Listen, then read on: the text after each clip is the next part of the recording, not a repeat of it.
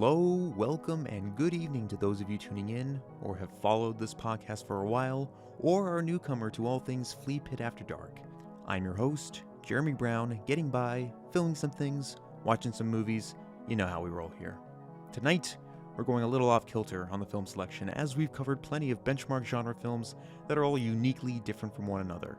This time, we're going for a little Italian sleaze, and a favorite of mine as a matter of fact. Any cinephile at least knows the reputation of the notorious Cannibal Holocaust, but can't seem to say much about the rest of Ruggero Deodato's comprehensive filmography. So, in glorious fashion, we're going to tuck into the underrated home invasion thriller, The House on the Edge of the Park, starring the great David Hess.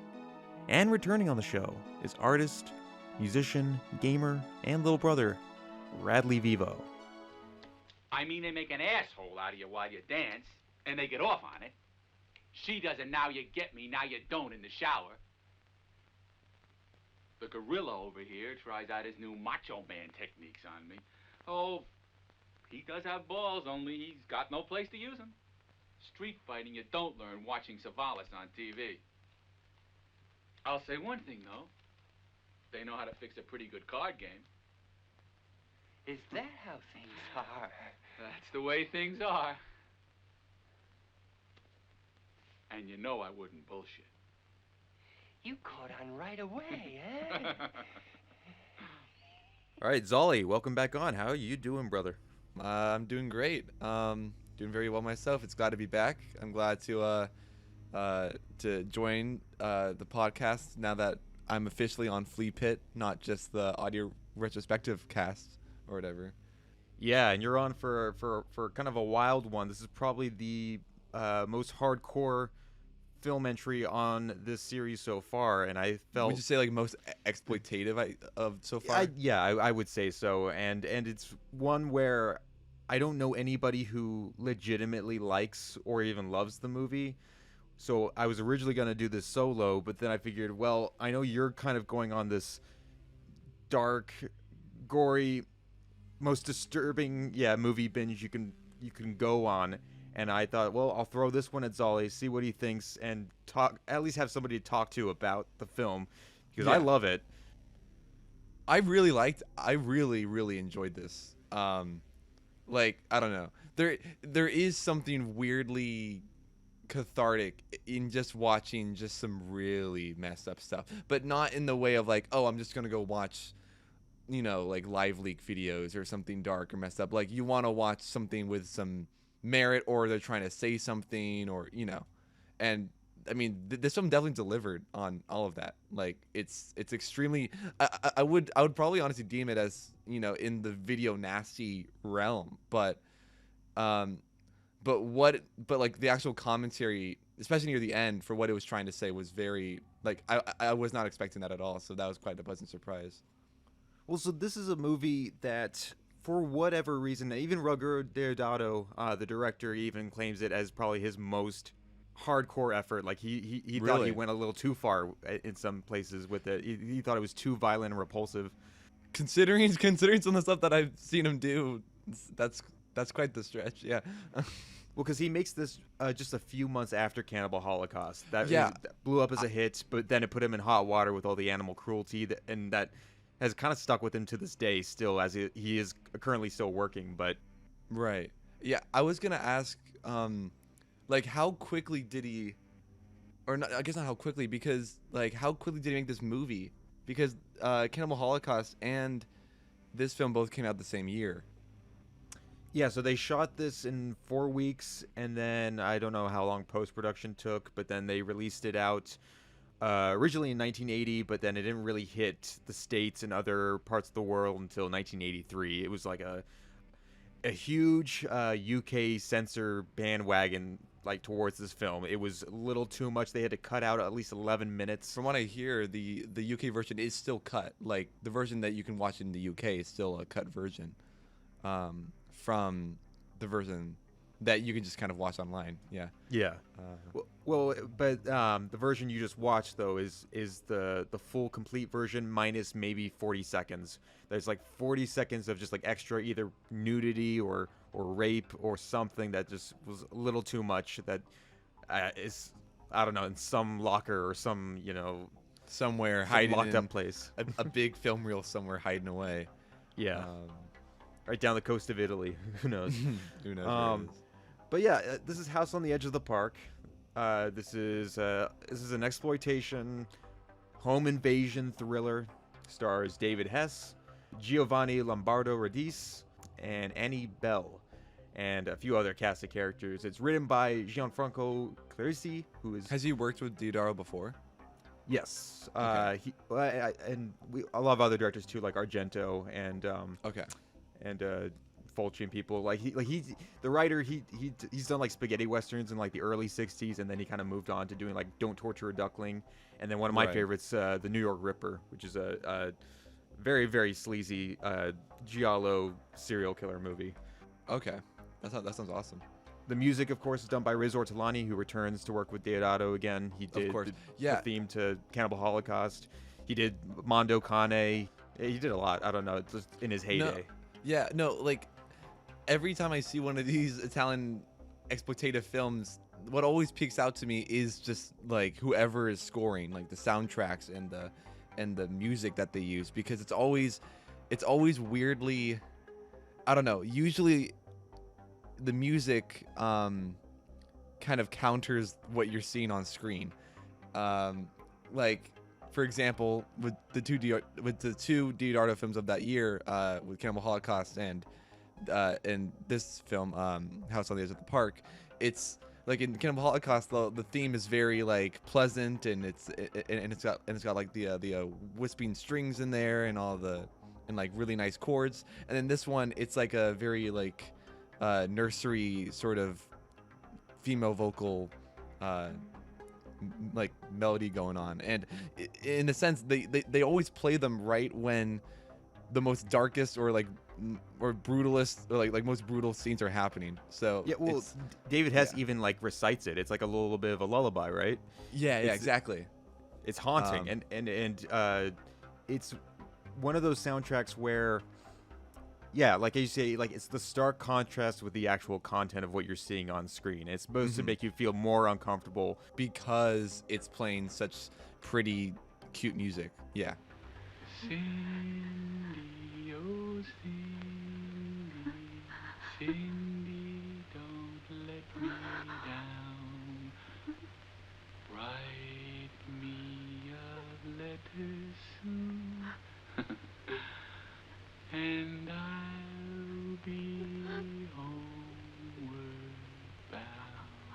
First of all, let's talk about the film's real quickly. The title, House on the Edge of the Park, is a very awkward title to say. I know, it was awkward. I don't know how to say it. Like should we just continue to call it Edge of the Park, or do you want to call it the full title? Because it's a little awkward to talk about or say. We don't have to keep repeating it, but this is like part of a series of just house movies. So of course there was The Last House on the Left. There's The House on Dead End Street, or The House by the Cemetery. There's so many examples to name from, and this kind of pulls from that too. And The House on the End of the Street. Yeah, there you go. Yeah, like stuff like that. And David Hess considers this to be part of his own sort of unique sadistic trilogy, where he was playing all these crazy rapist, murderer characters. Yeah. Well, yeah. So he's in The Last House on the Left, and then he was in a film called Hitchhike from 1977, I want to say, which is pretty decent. I'd recommend. And then this film, which kind of puts a stamp to that. And then he would do other roles here and there, but he was typically typecast as a villain, or as a scumbag. Just a fun little thing. As I was looking up other stuff for the film, I just watched this random interview with him talking about Last House on the Left, and the whole interview, like almost half of it is just him playing on a folk guitar, and he's just playing folk music on his guitar. Like it's quite beautiful, actually. So it's So if you're done watching this film, go look up David Hess play guitar. It will strike you by how beautiful and expressive he is, right after seeing him rape and murder multiple women. Well, two things there. First off, like he on every set wherever he had to be that brutal and horrible with women, like before the cameras start rolling, like he's actually very chill with them. They get He along. looks really chill. They block their scenes, and he makes sure like he doesn't want them to be uncomfortable. And then the second they yell action, he's like harassing and pulling them by the hair and slashing at them and just not giving a shit like when he's in character. No, but he's also a musician first and foremost. I don't know if you read up on this, but he got his start writing at least 5 or 6 songs for Elvis Presley. Really? And Wow. touring with him a little bit. That's really impressive. impressive. And then he got his kick into the film industry by doing what many Italian American guys do at the time is porn. It's And porn, a lot getting of porn. Get in the porn industry, and then broke out with Wes Craven's house, The Last House on the Left. How did they end up working together? Just like probably like Wes Craven was like looking for actors, I'm guessing, or I forget where Wes Craven got his start. I assume like it was kind of like a right place, right time when they were casting, and they became good friends because he even brought him back to be his later film, Swamp Thing. He plays like one of the villains in that film too, which is, in my opinion, the best Marvel film probably. If you want to like date Swamp it back. Thing. Yeah. Oh, true. That's true. It technically counts, I guess. Yeah. That's funny. That's got Ray Weiss as the Swamp Thing. Yeah. Oh man, Ray Weiss. Well, have you seen Last House on the Left? So I haven't seen all of Last House on the Left. However, I've seen I Spit on Your Grave. I've seen I Spit on Your Grave, the newer sequel of that one, but I haven't like I kind of, because I was watching Last House on the Left with some of my friends, and we got through the first half, but it got too late, and I think one of the friends was just getting very sick of it because the whole first half is just the really brutal part that you have to sit through, but I have seen all those films, and I had recently just watched Cannibal Holocaust again, so I'm a bit more, like I haven't seen all those films and all this exploitative, but I definitely have kind of caught myself up to this point. You're definitely more familiar with Yes. this kind of almost subgenre, the rape revenge, Italian kind of overdrop on some of these films, and I'm sure Italians. like by this, they're kind of crazy. I'm sure as you picked up at this point, there's always going to be some dubbing, especially around this era of filmmaking.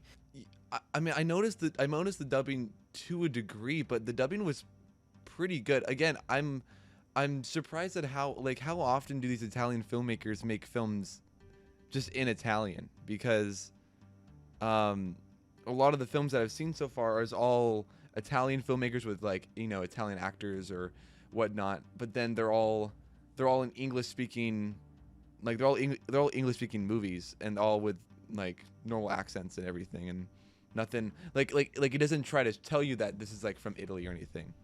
No, they're trying to disguise themselves as American as they possibly can. They Right. did actually shoot some of the exterior car scenes at the beginning of this in New York, but the rest of it was shot on, I believe, some set in Italy. Right. Like again, like it reminds me of like the spaghetti western, where it's them trying to it's filmed in Italy, and you got like these Italian actors all around, and the crew is all Italian, but yeah, they're trying to tell a story that's probably very more American, or it's like Americanized in a way. Yeah, and obviously, like the most American of them was David Hess. Now this is the thing with a lot of these films, is that they typically do actually hire other people from other countries, and that's why there's always going to be a language barrier with some of the cast, some of the crew, Right. and that's why they have to do the dubs. Also, they shot with the loudest cameras too. I don't know what it was, Right. or if there were like if it was just like budgetary restraints, but like they had to cover up that noise, and sound department would not be having a fun time working with those kinds of cameras that these Italian filmmakers were working. Your Deodatos, your Argentos, your Fulcis, your Bavas, all these guys. There's a moment in this film when I was watching when I couldn't tell if the white noise I was hearing was from the film grain, or if it was from the crickets and noise outside, and I was like, but then then I paused and I was like, oh, that's just like how loud it is, you know, like Yeah. But that's a testament too with, the music is kind of used sparingly. When it's Right. used, it's done in such a creepy, nightmarish way, but for the most part, it's completely devoid of the film, and that actually adds to there's the almost tension. no music, and it just adds to just like the very quiet, like you don't hear anything. I remember there's the scene when she has a shaved head. Glenda, yeah. There's a moment where she runs off to turn off the lights, and then there's just like a little synth stinger. And I thought music was gonna kick in there, but nothing kicks in. It's just there as like, it's just there for the sound effect of like adding the tension to it all. Oh yeah, right. Even down to the Alex character like jumping up and scaring her. There's no Oh. noise at all. It's just very matter of fact. It just happens. Just there. No, the one thing I'll always kind of appreciate about this film is that it never goes the really cheap, cheesy horror movie route where it's like, yeah, No, it doesn't. stinger here, zinger there. Let's put in as much background noise as we can that wouldn't be there in real life. It stays somewhat grounded. Exactly. There's no supernatural elements. That's actually probably one of the detriments to the film is that the poster sells it like it's going to be this I know. crazy skeleton-looking like character's going to like haunt this house, but that's not the Right. case at all. No, like the poster. When I looked at the poster, It's a good I was poster, like, though. it's a cool poster, but it does not reflect the movie as much. Except, I mean, not except with the sharp razor, but yeah, like the poster makes it look like this is gonna be some like slumber party massacre, home invasion movie thing kind of look. But it was not that at all. I saw another poster where it's just like the door opening with the razor, which granted looked like a much better poster to actually like reflect what the movie is. But I loved how it felt like a mix of I Spit on Your Grave, Last House on the Left, like home invasion films, all of that stuff. Like that was just like really exciting to see kind of all those different little subgenres. We break it down. It's a very simple story about two guys, one who's ultra sadistic, at the very beginning of this film, rapes and kills a woman. Okay, wait. So I need to talk about how I was like, oh man, I can't wait to watch this really fun horror movie, and I don't even know what I was expecting. I knew I was expecting something really fucked up. I knew I'm going into a Deodato movie. He went on court saying he was a sadist, I believe, or he's a confirmed sadist. If I'm mistaken, if not, I'm mistaken. I don't know. People still love seeing him at conventions, though, so I guess that hasn't changed too much. That hasn't changed too much. However, I don't think I was expecting just a full rape scene in the first literally in under 3 minutes. It just goes down. And so was that just to quickly go off on a quick question, was that girl in the opening, was that happen to be should I go into spoilers, I guess, now, or we can go ahead and spoil whatever. Oh, awesome! All right. So, does that happen to actually be the sister of the guy at the end when he was like, "That was my sister in the park"? Yeah. Okay, that makes sense. So this is right. technically a rape revenge movie. Right. So I was gonna say that I was super surprised by the plot twist that this whole thing is like a rape revenge movie, but I mean not like rape revenge, but it's just a revenge story. Yeah.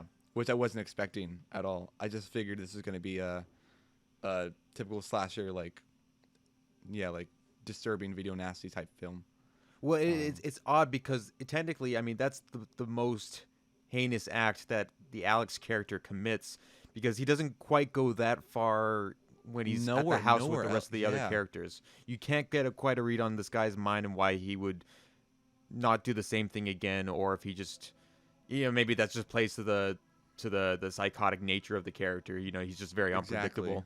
But I mean, we're taking a premise here where it's like two guys that run a car repair shop in the middle of New York, and then these two customers come by who seem to already have a bit of a familiarity with who they might be, and invite them over to a party that's happening at one of their places.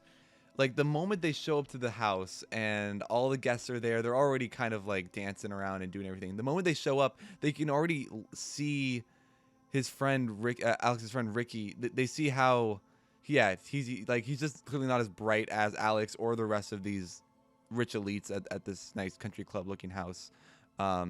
So they practically almost just kind of treat him like a little show monkey, and they have him like, and they're like clapping for him, and they're like, oh, when he falls down, they're like giving him drinks and stuff like that, and he's like, I can hold my liquor and everything. It felt very sick. Also, just like what are you guys doing to this poor guy? Like, it was a mix of that. It's a little cheesy. The dance is so goofy that that Ricky does.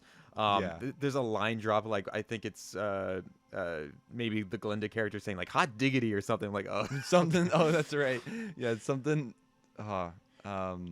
Ricky character's just kind of letting loose. Doesn't seem to mind. He's like, this is his one little break to not have to always be under Alex's wing. He can kind of be himself a little bit, and then it gets more daunting for him when they play poker, and like more and more they're taking advantage of the game. He's losing money. And this pisses off Alex. He's like, all right, you know what? Time to seize control here. After I just tried to have sex with the Lisa character in the shower earlier. Yeah. No, so, well, what I loved about the poker game was that the poker game reflects the entire premise of the film itself. It's like this whole, they're playing a game where they've like all the odds are against Ricky, who's playing poker. And yet, later on in the movie, when finally it's at the end, and he's like, "It was all a setup, you know. We all like you raped my sister, and we brought you here, and we did this whole thing." It reflects the whole poker game, where it was just it was the whole staging of power. Yeah. All the cards were already dealt. Everything was already happening. You know, like there's no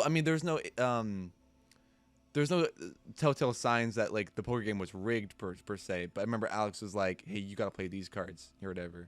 Yeah. Just like that poker game, I realized really, brings together the like core message or theme of the film, and I found that really interesting because I don't know, most movies do that anyway with their card games or whatever. Yeah. Well, and the way that Alex and Ricky kind of cheat the whole setup as well at that point. They kind of left in there for a little while, not forced to be reckoned with, you know. And the way all these rich kids kind of respond to Alex and Ricky and how it's you know, they're not who they initially come off as they are. And it's like, oh, these guys have definitely done some crazy stuff in their heyday and have gone away with it.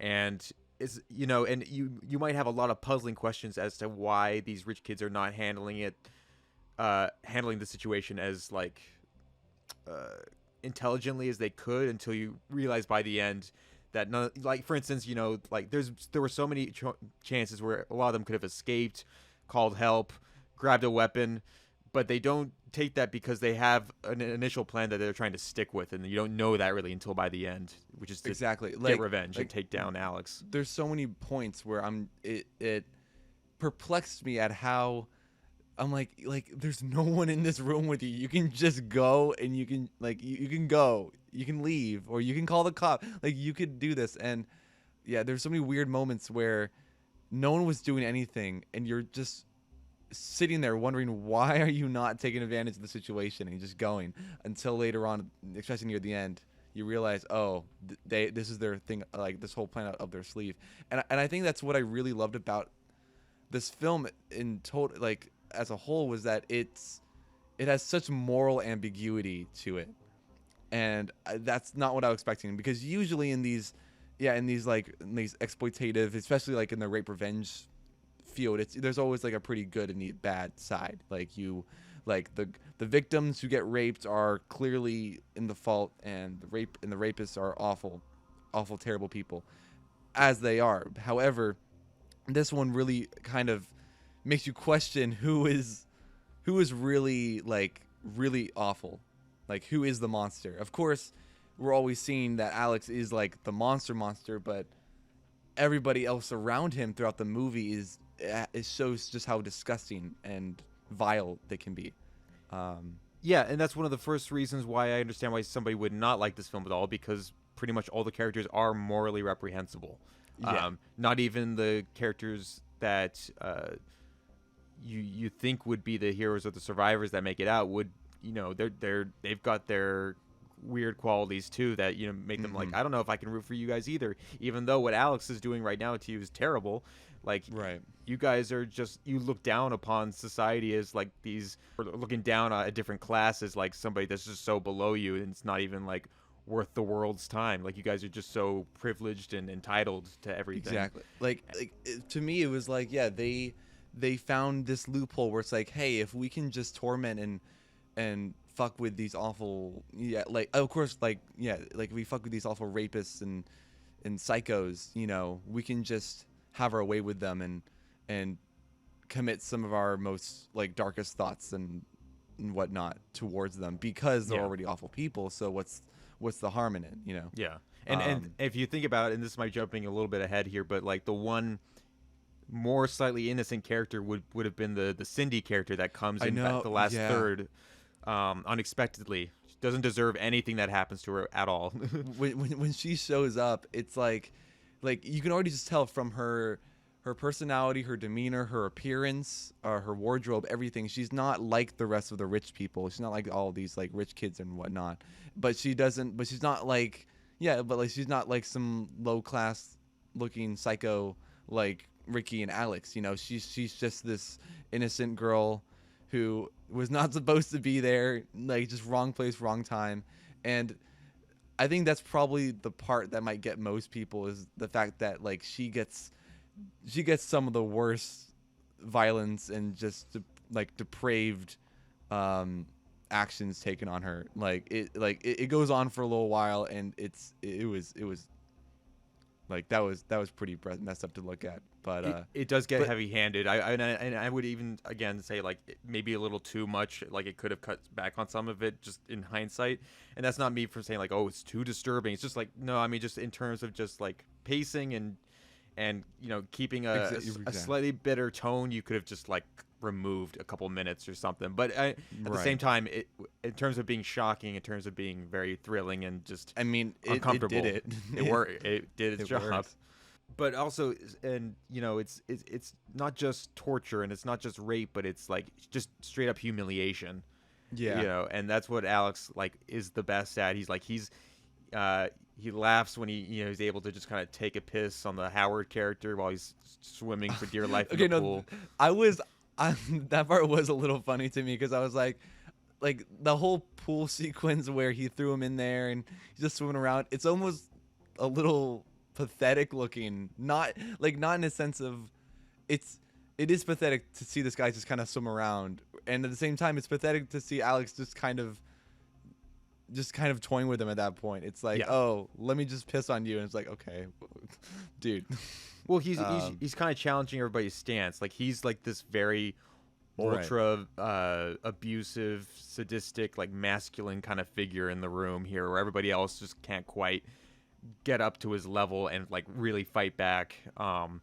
And it's like, this is something weird that the movie, I mean, it's important that it kind of does touch on this, and you don't see this, you will never see this in an American film, or mainstream film now, but like that weird fascination that some of the women actually kind of have with his presence and how he behaves. And it's like, they find it almost like they're repulsed by it, but they're also kind of attracted to it. And that's real. That actually does happen. Yeah, no, like, exactly. And I think that's why I was pleasantly surprised to see that, especially because, well, once I noticed that and I picked up on that some of the women, and granted some of the guys, because they're like watching, engaging upon all this, and they're not as disgusted or as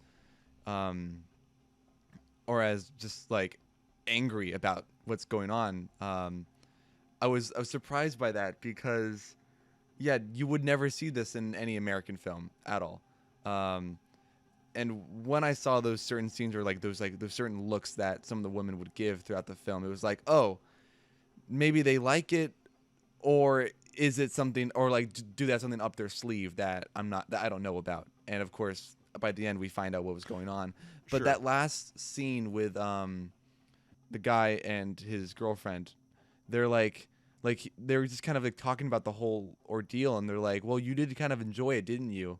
And then there's like no answer, and it's like, well, yeah, to a degree, you did. I mean, it's like her whole, especially her character, her whole thing was that she was just trying to like sexually tease Alex and, you know, try to get him on, you know, try to get him in certain situations, like in the shower or in the fridge, or So he's more vulnerable. Yeah. yeah, exactly. Like, and especially with the way that when we would see scenes of the ladies walking around, it's like you're not running for your life. Like, this is like, you're not actually trying to escape. You see her like walk around the balcony. It's like, no, like you're not like, if you're trying to escape this place, you would have done something. Or with the other lady, who they call Miss Muffet. Oh yeah, Miss. Yeah, that's the other thing is that like Alex has got all these like dehumanizing like names for all these guys. Like he calls the Tom character a faggot. He calls Glenda Roots. I was just like, holy shit. Oh yeah, I know he calls her Roots, and then it's super awful. But with her, it's like, yeah, it's like you made it to the fence and you're just deciding not to climb over. There's someone right there with a dog who can like go in there and start like ripping the flesh off of like Ricky or Alex's face off if they wanted to. But clearly there weren't like, it's like they're not trying hard enough to actually save themselves. So clearly like they wanted something out of this, or they enjoy it, you know. Yeah. It's like the weird messed up pleasure that all the characters kind of want, but it's like it's like a personal kind of gain dynamic here, and you even see that with the Gloria character, who's just kind of giving herself to Ricky in the greenhouse. Yeah. So was that? I'm still a little weirded out by that whole scene, because yeah, Gloria, she kind of gives herself to him because she sees the humanity in him. Like, she sees this softer side of someone who's just like been very tormented. I think I even put in my notes here, yeah, I found Ricky and Alex are akin to someone in real life that we could see as someone as like Dylan and Eric from the Columbine shooting. That it's all very dark, but how I found them relatable, because it's like, yeah, Alex and Eric were like both just clear psychopaths. They were the messed up ones, and yet they were able to sort of like mentally, yeah, one needs like, to be a leader, the other one's got to be a follower, right? And one's got to be the follower, and they were able to infect the brains of like Ricky and Dylan by like bringing them along for their plan. And then they're like, oh yeah, this would be fun, this would be awesome and cool to do. But then when it goes down, they're kind of realizing how messed up it all is, but at the same time they're just kind of going along for the ride. So I found a lot of similarities to like this film in real life, whether it was from the past or the present and stuff like that. But anyway, but that whole scene with Gloria and Ricky, I was like, I don't know how much of it was genuine from Gloria, because by the end they choose to not shoot Ricky. They're like don't kill him. Yeah. They at that point found him to be too pathetic. Like, if he didn't have Alex there to lead him, he can't really functionally do anything. He would just be arrested at that point. Yeah. Which I always forget too every time I watch it, is that like he does survive at the end. I always have that memory that like there's he dies or something. There's the moment that Alex like just on a whim slashes him right at him, and he starts gushing a lot of blood, and Alex takes that weird turn where it's like he starts crying. Like, he does break down and cry, but he's in that mindset where it's like, you made me do it. I didn't want for any of that to happen, but you made me do this, Ricky. It was all him though. Like we know it was all him. Yeah, exactly. He says that, but it's maybe to like a 1%. It's the influence of the outside, but it was all him at that moment. Yeah. Well, and a lot of this is really attributed to their performances. David Hess and Giovanni Ribisi are like very talented. In fact, Giovanni, the latter, he was in Cannibal Ferox, yeah. He was in Cannibal Ferox. He was in Cannibal Apocalypse, I feel like, too. I don't know. He was in Stage Fright, City of the Living Dead. Like, he's worked with all the different directors and all these different classics. So he's he was even in the Omen remake as one of I think a priest, I think. Okay. Yeah, I mean, not a good movie, but and I believe that this was like his debut feature role. It was his big one, yeah. Yeah. So, I mean, like extremely good performance from him in this film. But I think I think for most people, the performances will be like no one will really want to notice or pick up on the performances because of just how brutal everything is. Sure. But I don't know. But David Hess is the powerhouse. He's the one kind of like he actually improv'd a lot of his lines too, and you can tell. Oh, I could tell. There are moments where he was just doing whatever wacky stuff that they could film. Again, it wasn't like a hard shoot at all. I mean, you're confined to one location. He's done this already by this point, given the other films he'd done prior, so he was just kind of having a ball. It's his show. I know you haven't seen all of like Last House on the Left, but the reason why they get compared so much is that they still kind of deal with similar themes, only this is a little bit more of a class warfare sort of situation, whereas Last House on the Left is kind of more of a reaction to Vietnam and the violence that transpired amongst other classes too. That film is, I still have like a love-hate relationship with Last House on the Left, just because what works, the stuff that works, especially in the first half, is like extremely effective, but it has this terrible issue with tone. And I don't know why Wes Craven or the editor or anybody else involved didn't like really chime in, but they keep cutting back to these bumbling cops in this movie, messing around with chickens and such, and like the parents having a birthday cake. It's like it breaks the tone when after somebody's getting like completely just assaulted. You know, it's just like what's come on. Well, and well, granted, like this whole film keeps the tone straight throughout the whole time. Like you understand the tone, you understand the stakes, you understand when something is dark or when something can be a little bit more lighthearted. Like it doesn't try to mess with it or anything, and like because by that point it's just gonna end up really confusing your viewer. You know, if you want them to feel disturbed, then you got to make them feel disturbed. And you don't have to do that by like switching like the whole tone and mood of a scene. Or cutting away to something else that's just completely irrelevant. You know, there's never a moment where it's like it's cutting away to two like silly cops that are on their way to apprehend Alex and Ricky. That doesn't happen in it. I'm glad it doesn't happen. It keeps the film focused in real time, and it's a simple plot. It's not like it's trying to be anything terribly deep. It's a super simple premise, and I'm glad. The cops never show up. We never see any cops show up, even though they do call briefly. So I was wondering if they were ever even gonna appear. Sure. But yeah, like it keeps it very contained, and that's what I really enjoy. Like I love very contained stories where you can. You can do a lot with very little, and I'm glad that they kind of stuck to their guns with this one.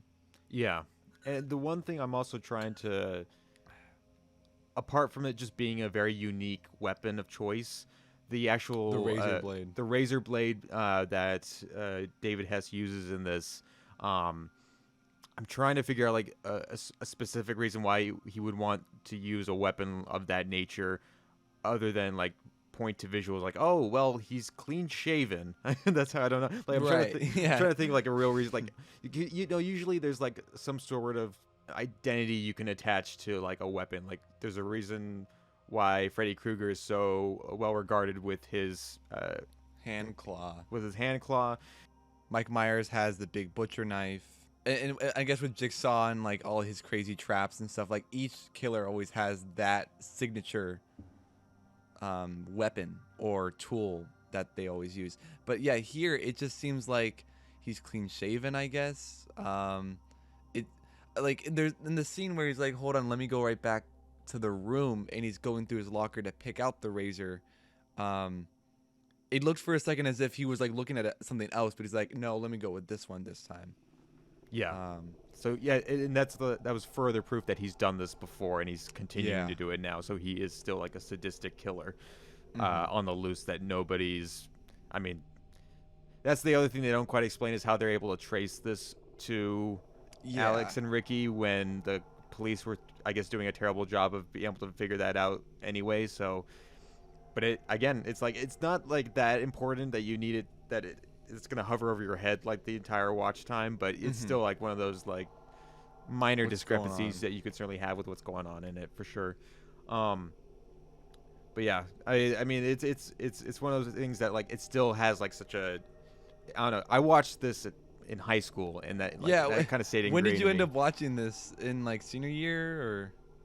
That was like junior, senior year when I was like after I'd seen Cannibal Holocaust, I was just kind of curious about what the director had done, and there were at the time maybe only 5 articles on this movie that even acknowledged it. Everybody else just like was very quiet, and it took me a while to track down. There's only like at this point there's still only like 2 to 3 videos on this movie on YouTube at all, like or like any like there's barely any reviews or analysis work on it, or like or just like deep dive, and you goddamn well know that none of these crappy like ending explained or like here's the ending explained of the house on the edge of the park, like they're never gonna make one on this, or there's never gonna be like some dumb kill count on this video. Well, the house on the edge of the park kill count, just one.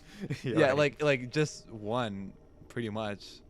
And I'll say that two if you count Alex's death, but right. Exactly. Like that's another point, is that there's really not much. If you compare this to like all those cannibal Italian horror films, this is not very gory. It's not. There's not much death happen. Like not many people die. There's not much gore. There's not much like you're not seeing people's like brains or guts getting spilled out or anything. It keeps the blood and like the violence, like pure violence, kind of to the side, just for more of like visceral like humiliation and assault and dominance and dominance and psychological terror too. It's a bit of all of that. I mean, the most violent it gets in terms of just like actual Cindy. Was with Cindy getting slashed up, which was, even by today's standards, still kind of shocking and brutal. But but you understand why it's there to make a viewer like any of us uncomfortable. Yes. Yeah. But I loved all that though. It was I loved just like how much more reserved it felt, knowing who the director was and like what he had done just prior in the following year. Yeah. Well, and what did you make of like this climax once, with David Hess getting shot up, and just seeing him getting his comeuppance by the end? Right. Yeah. I mean, I found it very interesting. I think that in my notes I also just put that gunshot scream though, because there's the moment when he literally gets shot right in the crotch, and it cuts to this. Like, it's a very terrifying scream, really. Like, I was not expecting something so blood-curdling from him. Whether that was dubbed or not, I don't know. But it's, like, it just cuts to, like, of that very weird slow motion of him, like putting his head back, and then he just falls right into the water. Right before he falls, he's making, like, a very, very derpy face. To the point where you're thinking, like, David, just scale it back a little bit, dude. You're being way too hammy with this.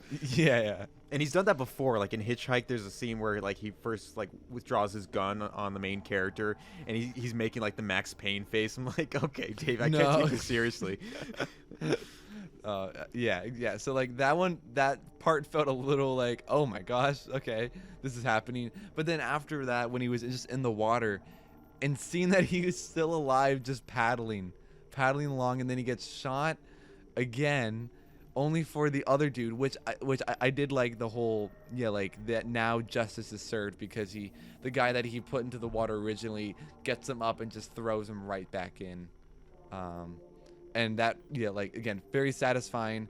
They don't try to tell you about revenge where it's like, oh, because, there's the revenge stories where it's something bad happens and the people get revenge and it's all is good. But then there's the revenge stories where it's like, if you get revenge, you got to dig 2 graves, right? Like, you get, like, getting revenge on, like, shows, like, I don't know, like, all these movies. I think I brought up in my Last of Us video just how you can make a revenge story where the victim ends up being more torn apart by the end after getting the revenge, or you can tell a revenge story in the sense where justice is served and everything feels good. But what I enjoyed here was that it does a bit of both.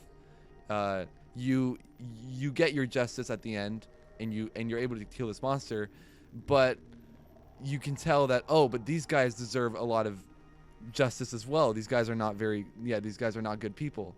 There's no a clear cut good and evil here. I mean, obviously you can tell who's evil, but there's layers and things that are being picked apart about who's more evil. It's kind of quantifying it a little bit, and it's questioning the viewer's morals as well, because what the film effectively does is kind of hold you hostage in that room with them.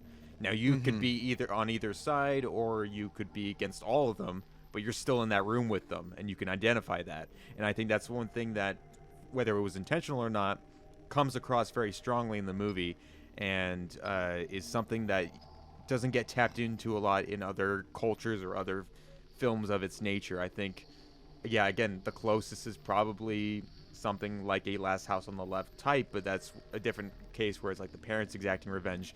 The remake, which I don't think you've seen either, but it's that one just shifts it a little bit. Where I haven't seen the remake. No. Okay, well I probably don't plan to unless it's pretty good. But it's actually not bad. I actually kind of like it more than the original, just because it's more tonally consistent. Tony Goodwin's the dad in that movie. Our boy Aaron Paul's, he's one of the bad guys in it too. Before he was Breaking Bad famous.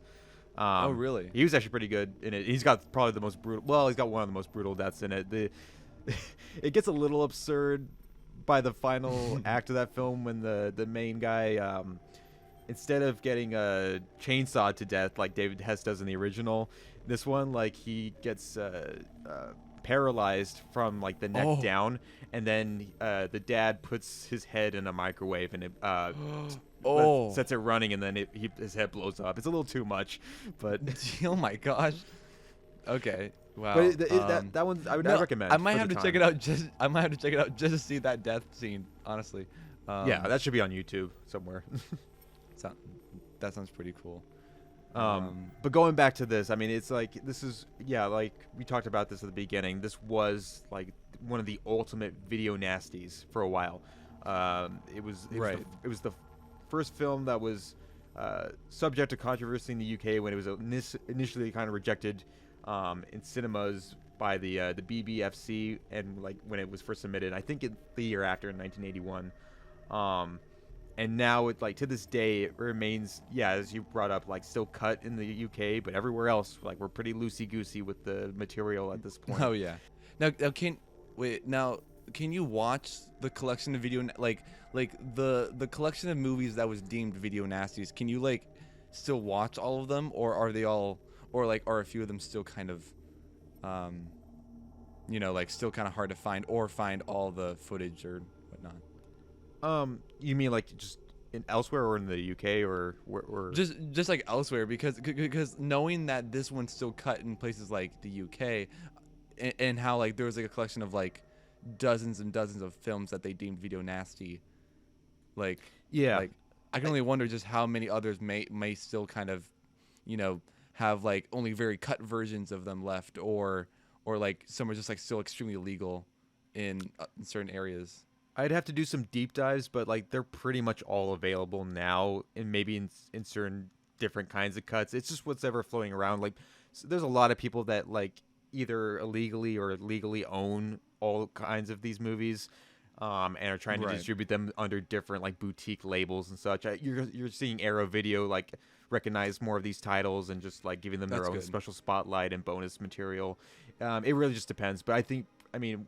In most places, in most cases as well, it's like these movies have like reached a new limelight where it's like everybody who's a weird sick fan of these films, like we are, like is finding the time and the money to see them. So it just took a long time to get there. The 80s, it was very strict, and the UK is weird anyway. They really want to. That's true. It's such a weird effect, when you compare like the US and the UK, like, culturally, because they're very open about being like sexually expressive, getting as sexual as one can wonder, but US is still very conservative thinking, and puts that as we can't show this kind of stuff. We can't do this kind of stuff. It's a little too taboo. Sometimes it's just a little taboo, but we can show as much gore as we want. Fuck everything else. We'll get very violent. No one has a problem with that. So it's like the exactly. It's very strange. Yeah, it's. the way that like the West and more like the way that us here in the West can treat violence and the way that they treat sexuality. It's I don't know. Clearly maybe, but like part of me is wondering like how long has that been even going on, and how long will we still continue to do that? You know, it really just depends on where you look, and obviously it's like I think nowadays we're finding more of a balance, or at least a lot more independent storytellers are certainly trying to find a balance there and push boundaries that haven't been pushed before, or go back to pushing boundaries that are still looked at as taboo today. There's so many elements of this movie that are still kind of taboo that you wouldn't get in the mainstream, and if you did, they would have to change the message a little bit, because the message here is more about class, and it's more about human brutality and what you can get away with on film. But that's why I love it, and and it's not. I don't know if you're in the same boat. I would not watch this with a group of people, per se, or with a friend. Really, it's something you just kind of watch on your own. This isn't the kind of film that you would want to watch with like a bunch of friends. Be like, let's all go watch The House on the Edge of the Park, guys. You guys want to watch Point Break, The Matrix, Predator, or like, yeah. Add this to that list, that roster. I mean, it doesn't fit. It's like, like if this was a date movie, it's like, we're gonna have to sit through this 5-minute rape scene, and say like, oh, this is quality. It's like you just feel awkward, and like, it's like watching with your great Aunt Sally. Like, no, that's not gonna happen. Yeah, don't watch this with your grandma. Don't watch it with your parents. But it also speaks. I mean, do you consider this a horror movie? It gets lumped in that category. No, I think I would just because. Well, like I would lump it into a horror film because I think people are like it's not horror if there's nothing like paranormal going on. Yet, I would count this as like as a horror film. Just seeing like the mental, assault, like just like all of the trauma that these people are gonna have to go through. All the awful physical assaults that was present throughout the film, and the violence, it's an extremely horrific situation that no one would ever want to be in. So I would say that like this would bring out fear in people. Like if a movie can bring out fear in you and it can scare you, then it's a horror. To a degree. So I would call it a horror. I'd probably call it more like it's like an exploitation horror type piece, not like a paranormal horror or something like that. Not of like the softcore porn variety. It's just full on. It's just like an exploitation thriller. It's a crime, home invasion thriller with which can have its horror elements through that, and it is, like as you say, kind of much an assault on the viewer's senses too, and it kind of challenges the viewer to see how much they can stomach it. And any film that like can do that in any sort of I think there's some tasteful notion to this film, even though it's very explicit and very inappropriate, and maybe sometimes a little too over the top with some of this. Not over the top in terms of that it's just so wacky and unrealistic, but more that it's just it throws a lot at you, and it expects you to just be able to just take it. And it speaks to why, the horror genre right now, and whatever you want to kind of label it, the soy horror, it's the soy horror, really. I mean, I don't know what else you want to call it. It's the weird new wave horror. Yeah, that A24 and a bunch of these other distributors have sort of kind of tainted. I've talked about this endlessly with people, but it's the tainting of the genre has like gone so bad. There's a reason why so many people are getting tired of the Jordan Peeles, the Mike Flanagans, the Scott Derricksons of the world, who just are showing more and more disrespect for the genre that they think they are actually emulating and appealing to. I can't even tell if they are, because like I watched something like that and it's like, okay, you have some tones of like, you got some Kubrick, you got some tones of like Stanley Kubrick's in there, or like Wes Anderson, but then you want to show some really gory scene akin to something like these exploitation films. So they're kind of mixing all of them together, but Yeah, but when they kind of go off and talk about like how much they're inspired by these films, it's like you did not make that present at all in your film. You're not showing me that these are your influences. You're telling me that you're just trying to change it all up and you're doing your thing, and that's perfect because I mean that's fine. That's how like nothing's really original. However, it questions my faith in how much do you like how much are you actually influenced or care about these genres, you know? Yeah, well, you can have great gore in your movie, but that doesn't constitute a good horror film. It's just like, or you can have jump scares, but that's not going to also constitute that it's a good horror film. You're just making me alerted for a quick second over an annoying phone call noise or something is in the mirror. It's like, okay, this isn't horror. This is just, you're making me jump for a split second, and that's just annoying. It's like screaming in my ear constantly. And also we're seeing, it's also the other thing where it's like we're seeing more and more weak protagonists in horror films too. It's like we've gone so far past the point where it's like you can't have a character that has any fight in them or wants to actually go back against the root of evil. The reason why The Exorcist is still so strong is because these priests are doing everything in their power. They're just so tired. Like, there's like again, I love that shot in The Exorcist when they like tried to do it and then they're just sitting there in the stairway and they're like they look beat. They're like what do we do? Yeah. But because I thought like the whole movie, or at least not the whole movie, but like the second half of that movie is just these guys trying to do anything in their strength and abilities to save this girl. But we don't really see stuff like that as much anymore. It's always very weak and vulnerable people, and that's fine to show that. But then you look at a film like here, like on the or you look at I Spit on Your Grave or whatever, where you can show someone who is very vulnerable and weak, but then because of that they have to become strong and they become extremely resourceful and someone who takes smart. some sort of initiative. By the end at least. I love Robert Eggers' the witch, the Vivitch. But the last 2 minutes I can't stand because it's just a character who we've seen throughout the course of this film with some strength of character of her own. And what does she do? She just kind of gives in to Black Phillip and just becomes a witch. And you give your body away to Lucifer, this literal like he's like the embodiment of like everything awful, not just like Lucifer's a guy, he's a man, he's not just the embodiment of evil, he's the like is there any reason why Satan is a dude or like he's a man? It's like you're kind of just giving him up to this awful he's like the pimp dude. For all the witches pretty much. No, he in a way he's like this giant pimp for all these little witches that all want to be like, give me my rituals, or whatever. You know what would have been, but you know what would have been really empowering though is if Anya Taylor-Joy instead of giving in, Guts the goat.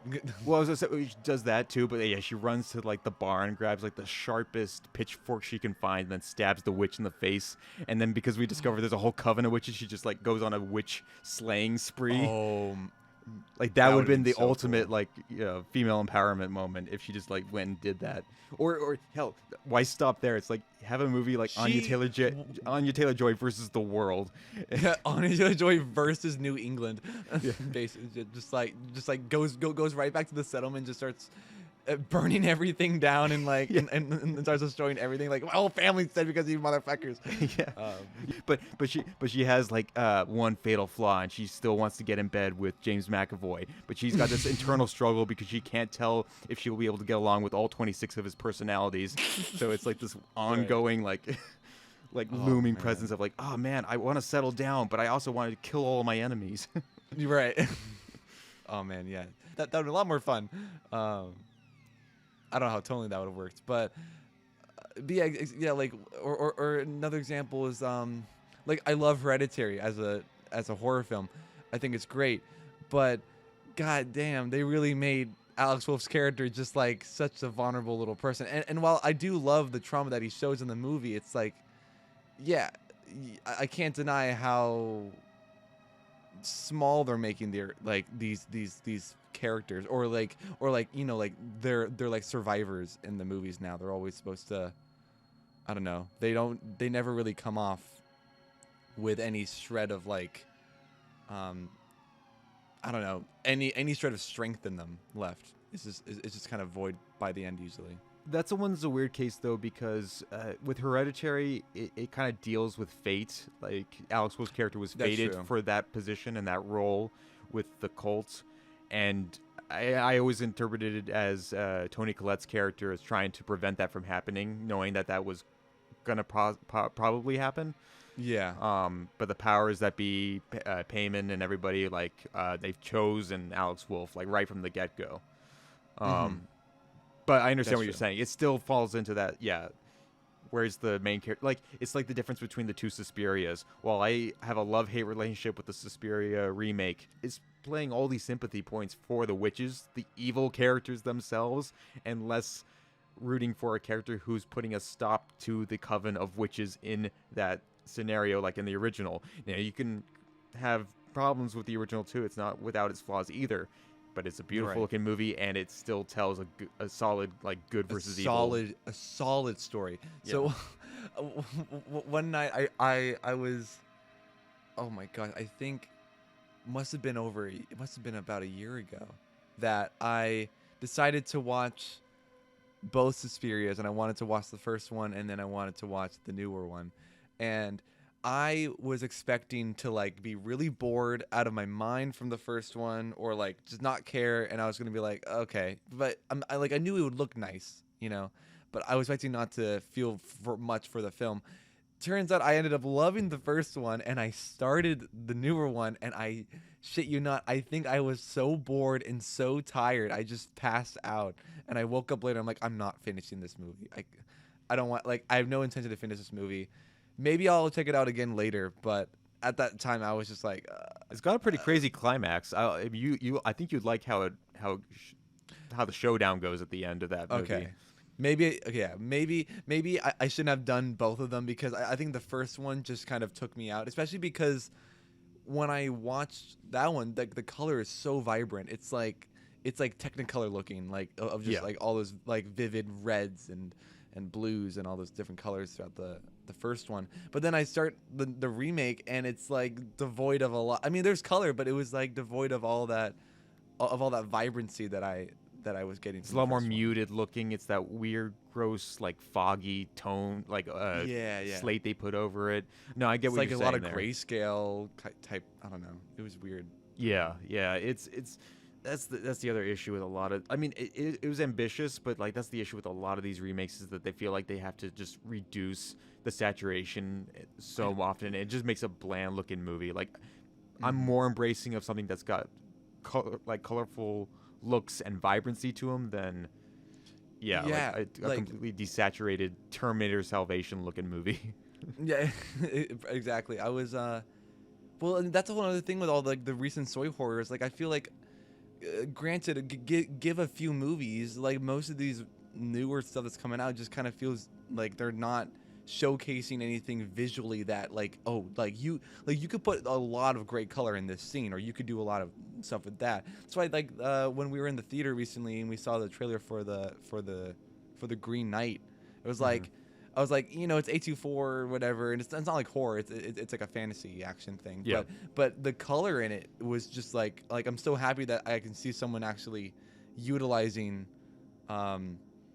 like color on a camera and creating something that's not just like good on a plot level, but good on a visual level, where even if you don't know the shot, you don't know the characters, you don't know anything, you can look at the shot and be like, that looks pretty, that looks nice. But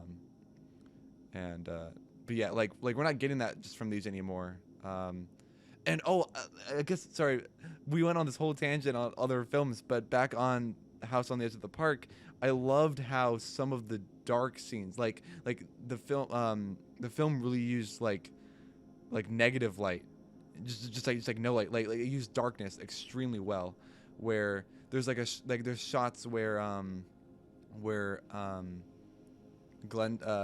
Glenda, right? Her Sure. name? Yeah. Where like when she was trying to escape through the door, and Alex kind of walks up to it, and you see the light coming through, but everything's muted in darkness. I thought like shots like that, or shots like in the bedroom, Yeah. like certain shots of hiding when the lights go out. I found that all to be extremely captivating for me, just like on a visual level. I was like, wow, like that looks really cool. It's a good use of just minimal lighting and shadows and not having to. Oh, I mean, if this movie was like, if this was shot day for night, it would be a nightmare because it's just like at that point, in this point in time, it would just look too fake and it's very, you know, anti-Italian if you really kind of break it down, because they invented the neo-realism movement, technically. Yeah. So it's like it would kind of go against what they built so strong to do it like 4 decades later and just say like, yeah, you know what, we'll just cheat all the lighting. Well, let's do day for night. If they remake this and they don't use darkness or like the nighttime as well, or they shoot day for night and they dim down all the characters, that would be extremely upsetting, because you're kind of getting rid of all the fun that the film gives you. Yeah. Like visually. Well, you bring up the remake. This film was supposed to get a sequel, believe it or not. Ruggero Deodato would have returned to do the sequel, as well as actor But Alex Giovanni is dead. I don't get it. Lombardo Radice, who played Ricky, would have returned. Okay. The plot synopsis, from what I gather, was that Ricky would be getting out of an insane asylum. He's released. He served like a 30-year sentence, and he winds up hanging out with the wrong people at the wrong part of town. It's like a guy and a girl, like this couple who are just as sadistic as Alex.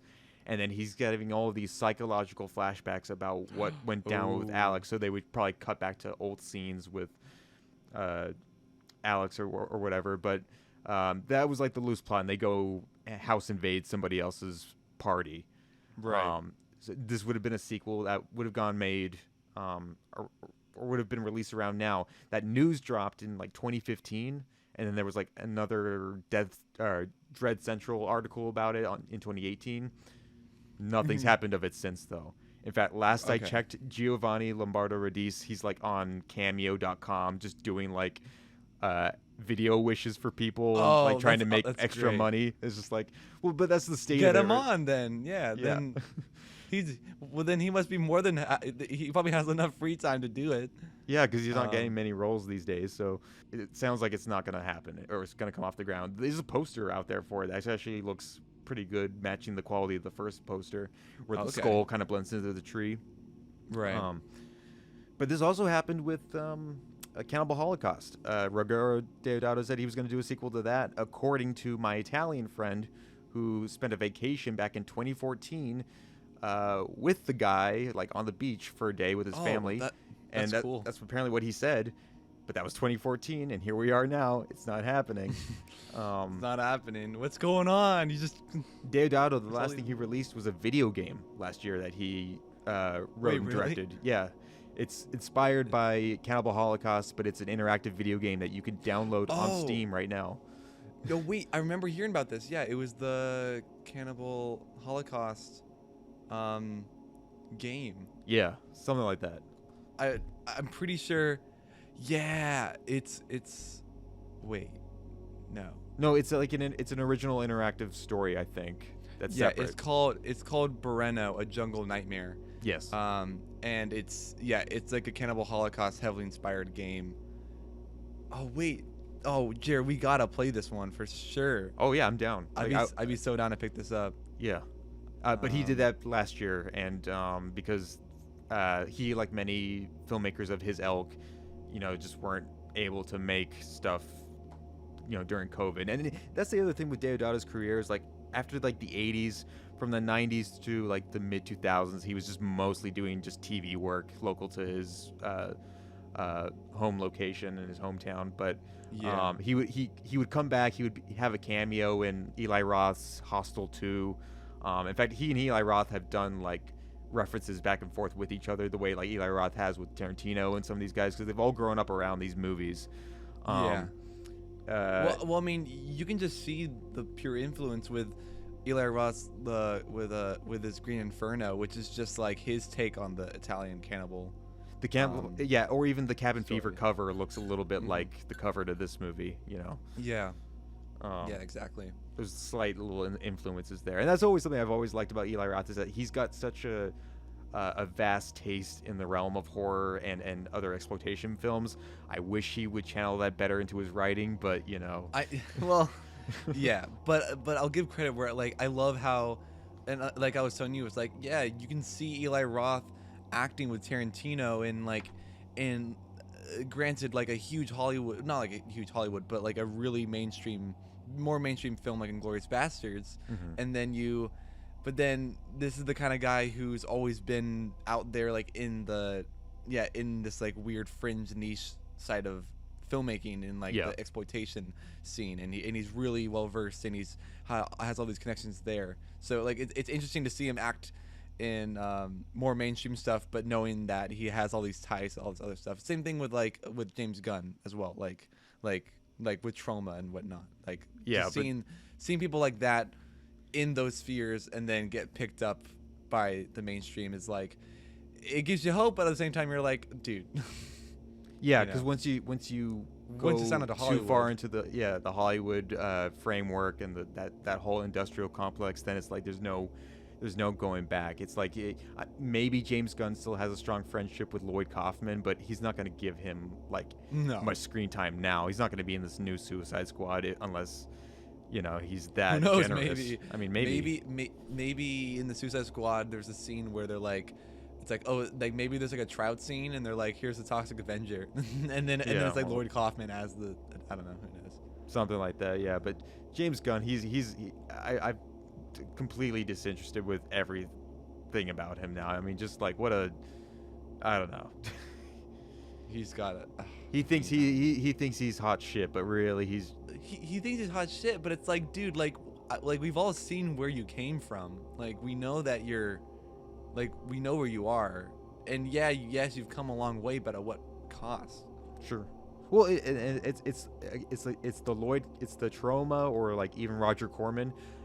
Just name how many filmmakers got their start with these trashy exploitation, goofy B-movie fluff, working as some PA and then working up the ladder, and owe so many thanks to these guys for getting their career started and being famous now, like Oliver Stone, James Cameron, all these guys who are making millions upon millions now on making films that are just these days just kind of moderately decent or just bland, for a while had strong careers, but that's, I did tell you, like, recently I do want to revisit Avatar. Yeah, I feel like the only way that we should appropriately watch that again is in theaters, like the way James Cameron intends. It like I told you, it spiked up again on the #1 box office grossing for worldwide because they did another re-release. Yeah. So it's like they're gonna just keep re-releasing Avatar in theaters for a little bit, so that like as if 11 years, not even 11 years, it must be like 12 years now. It came out 2009, right? 2009. Yep. Yeah, it must have been 12 years now. That like 12 years later, it's still this landmark in special effects. But again, to me when I watched it, it was just the Fern Gully but with blue people. So I would love to watch that again. We should there should be a Fleapit on Avatar 2 or something. I don't know. I mean, by the time Avatar 2 comes out, it will be probably Fleapit worthy, or like no. It might fit that niche now. No. By the time Avatar 2 comes out, Avatar 1 will be Fleapit worthy probably. Who knows? Like, I don't know anybody who's like even referencing Avatar anymore. Like it's so weird that was like the highest grossing film of all time and is now just still kind of forgotten and left to the dust. Right. But it's you saying that reminds me of this video of, I think it was the YouTuber Jax Films. He did a video where he's like, because it was during when Endgame was coming out, and he was like, all right, can you name one character from the Avengers? and everyone was like, "Oh yeah, these people." And then he's like, "Can you name one character from Avatar?" And they're called the Navis, right? And they're like, "Yeah, but can you name any character?" Sigourney Weaver. Yeah. Sigourney Weaver? Like, no. Yeah, that's the. You can't name one. You can't name a single character. Yeah. I can't name any characters. I know that. I don't know anyone. I know Zoe Saldana was the blue chick. Yeah, that I think that gave birth to, or maybe reignited or escalated the furry porn fan base. Yeah, for sure, without a doubt. I mean that I mean, you don't make those kinds of designs and not expect that kind of reaction. right. Well, I mean, like I know her, and then I know that Stephen Lang was in it. But that's only because I think Stephen Lang is like a cool actor. That's yeah. Oh yeah, he's great and everything. He's fine. I mean, the new Don't Breathe, I'm really confused by because what are they gonna do with it? I don't. Well, it's like I don't understand why he's suddenly the protagonist. Is what the I'm kind of. If that's true, I'm hyped for that. Unless it's a prequel. If they make him the protagonist in this sequel, that's gonna be great because I would love to see how they can redeem a character who tried to force a turkey baster down a woman, like or whatever. Yeah. Like, well, and speaking of just like a horror kind of returning to some of its roots, like that was a classic example of a movie that met a lot of success and was just so grungy and you know, gross as hell too, but that was like a return to form a little bit. I'm glad a movie like that got. You could tell so many people miss a movie that's just so. Hell, you know what? I'll say this right now. Even like the Platinum Dunes remakes, those Michael Bay executive produced remakes of Texas Chainsaw Massacre, and they weren't afraid to get so down and dirty with it. Yeah, honestly, exactly. I'll back those a little bit just for sticking to just that grunge, that punk rock feel. You could even say. Well, it's just sticking to the nature of what they were inspired by.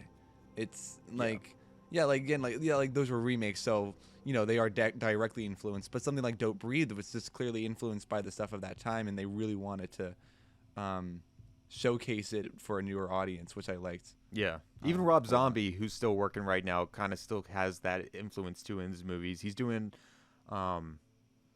a Munsters movie, like an adaptation of the Munsters, which looks like it could be pretty good, like a new path for him to pave probably. But even when he like has a flop, and he's got a lot of them under his belt, he still has his own name and style and visual prowess attached to those movies and those properties that he sometimes adapts. Right. I now respect that in a director, even if they fail, even if they don't quite get it right. So there was an effort to really hone those inspirations, which is always nice to see. Yeah. Taking this all the way back though, House on the Edge of the Park. Yeah, would you recommend this to anybody, or what's the type of demographic you would recommend this to? Or if anybody who's listened to this or listened this far is curious about it and has had it spoiled for them but are still unsure if they want to see it or not, how would you pitch this to them? Oh man, I would recommend this movie. Oh, okay. I would say I really like this movie. I enjoy it. If anyone even understands my taste in film, probably not, but I liked it, so I would recommend it. However, I would only recommend it to the people who are familiar with disturbing films, exploitative films. I mean, you can't watch them anymore, but like if you're really into like watching like live leak videos, really messed up stuff, or like you want to go down that lane of something that like most mainstream stuff doesn't want you to see, this is up your alley. This is something that not only will kind of fill that for you, like fill that space for you, but also it's gonna provide something that you might not expect. Like I said, I was not expecting the moral ambiguity part of this film, and that really surprised me, and I was really I was quite satisfied to see it. So you're definitely gonna get something out of this movie that's not just a bunch of people getting assaulted or anything. This is like there is essence to it. It is trying to say something. It's trying to present an idea. So anyone who wants to, or like I would recommend it in that sense, where if you want to get something out of something very disturbing, or try to find some more nuance out of something horrific, this is definitely one for you. Yeah, I'd say the same. The thing with this film is that if you know the kind of material that this is, if you're at all aware of the director and the genre, you will more than likely get something out of it if you haven't seen it yet. If you know that this is just doesn't sound like something that's up your alley, if it's a little too just disturbing in nature, or just too grossly shocking in some way, which is what it aims to do at the end of the day. That's the kind of elicited reaction it wants to get out of you. And it succeeds in that. And if you know you don't like that and you don't want that, then I would just veer away from this film completely and entirely. But there's enough here where I think it's refreshing enough, and the best way to describe House on the Edge of the Park is it's just uncompromising. And in the state of the genre right now, the horror genre at large, where that seems to not be as a huge prominent feature right now, or even a central theme in a lot of movies today, it's refreshing to see it here. And if you like being challenged a little bit on the senses and just on your own comfortability with the phase of things right now and the state of movies, you'll get something out of it, and you will more than likely probably like it, even though it's not an easy to digest film. And it's got technical issues, it's got story issues, the dialogue's not always great, the acting is not always on point. But if you go into this film knowing that it was shot by a bunch of Italians in 1980, and it's got some hokiness to it, and you know exactly what that kind of subgenre is, and you like that subgenre for what it is because it's so unique, then this is right up your alley. This is not for wine moms. This is not for the Cape shit fans.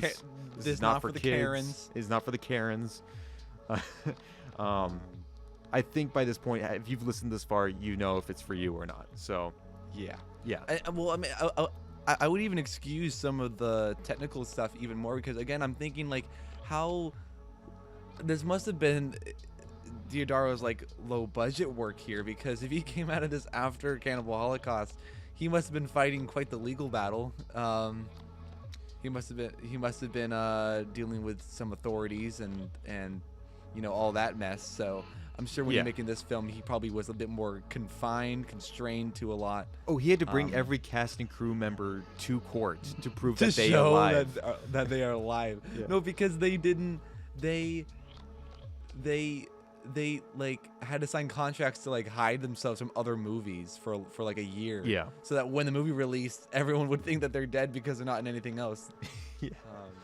Which is like, oh my gosh, okay. I mean, it's like super dark. I mean, even the main star, Robert Kerman, who's a famous porn star at the time, but like even he, great actor. I mean, he was one of many of the cast and crewmates who, once he was exposed to all the actual animal cruelty that was going on set, he's like, oh fuck this, I'm leaving. He stormed off set apparently, so they had to get as much scenes and coverage of him before that happened as they did, because it's like, yeah. Any reasonable person's like, why are we shooting monkeys? Why are we hacking a turtle to death? Yeah, I mean, controversies aside, Cannibal Holocaust is a great film, and you should also watch that. It's also a great film with even more moral ambiguity. Yeah, in the same boat, I would say that.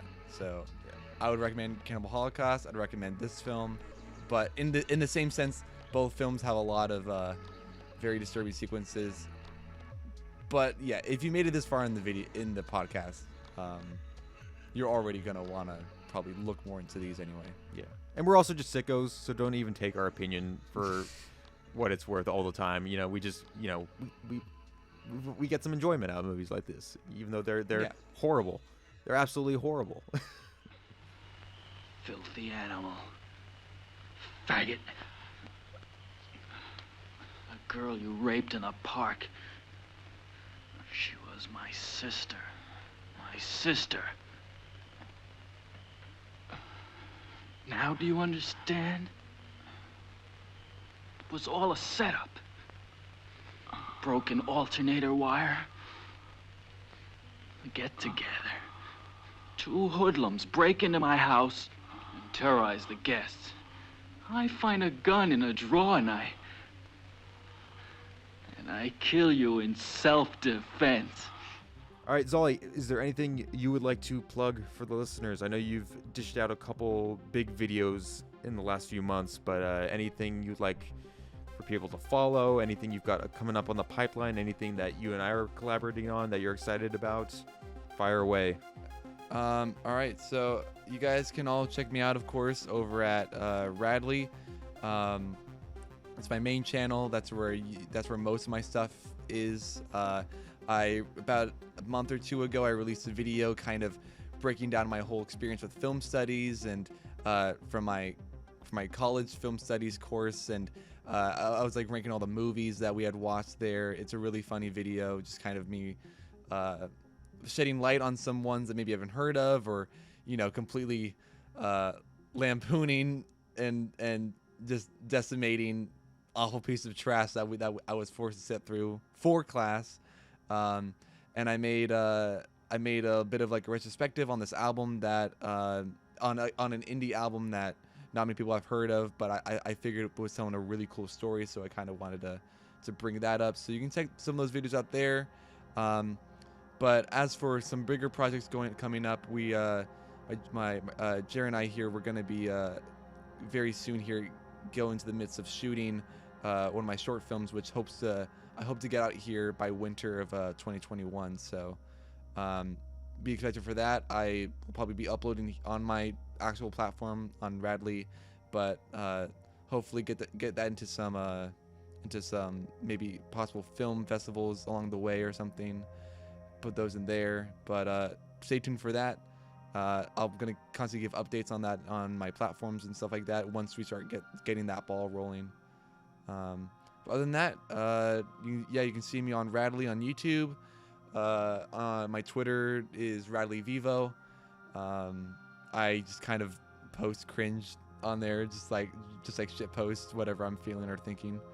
And you can follow my Instagram at Zolstar. Zolly's quality is only getting better and better with every video and every installment in his next showcase. He's doing some good stuff out there, and you can follow me over at Jeremobi on Twitter, on Facebook, on Instagram, on SoundCloud as well, where I definitely do host the best podcast around, or one of the up-and-coming ones called Fleapit After Dark. The very best, It is the best. It's the best movie podcast you'll ever listen to. No one will compare. And you'll also find me on Letterboxd, where I am surviving and trolling. One of these days I'm gonna get a Letterboxd, and I'm gonna put all my movies as like for the record, but I'm just gonna every review I put for them, I'm just gonna put I'm gonna have to create some like weird persona or something like that and just start trolling, because I don't get why I would ever want to like be so genuine about it or like argue with people. It just seems like it's fun, Yeah, eventually I'll make my Letterboxd. Thanks, Zolly, for coming on the show. This was great. Yeah, thanks for having me. And it was great to be here. And thank you for watching this movie. It's hard to get people to want to watch a movie like this. It's very dark and intense and crazy. Yeah. Yeah, thank you for having me. I love the movie. I enjoyed the experience, and I'm always into seeing new stuff like this or any films around this type of nature of or this content of this magnitude. Yeah. It was wonderful. Yeah, it was great. Awesome. And you all have a great night, guys. Thank you all for listening. Have a good one.